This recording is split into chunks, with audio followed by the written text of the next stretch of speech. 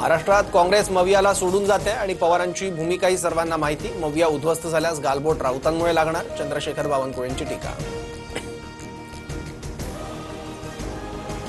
बालवाङ्मय वाचवण्याचं माझं वय राहिलं नाही, मुख्यमंत्री देवेंद्र फडणवीसांचा नरकातला स्वर्ग या पुस्तकावरून संजय राऊतांना खोचक टोला।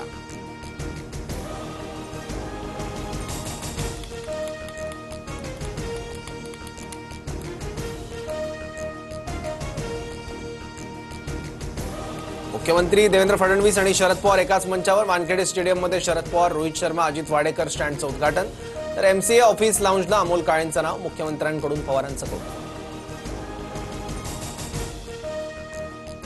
मध्य हार्बर आणि पश्चिम रेल्वे मार्गावर उद्या मेगा ब्लॉक, देखभाल दुरुस्तीची कामं करण्यासाठी ब्लॉक घेण्यात येणार। प्रवाशांनी नियोजन करून प्रवास करण्याचं आवाहन।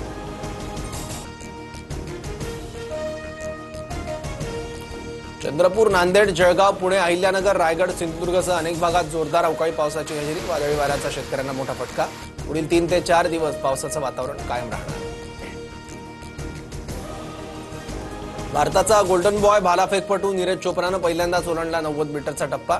दोहा डायमंड लीगमध्ये नीरजने 90.23 मीटर भाला फेकला। हाँगकाँग, थायलंड आणि सिंगापूरमध्ये कोरोना रुग्णांमध्ये वाढ। सिंगापूरमध्ये 28% रुग्ण वाढले। सिंगापुरात 14,200 रुग्णांची नोंद।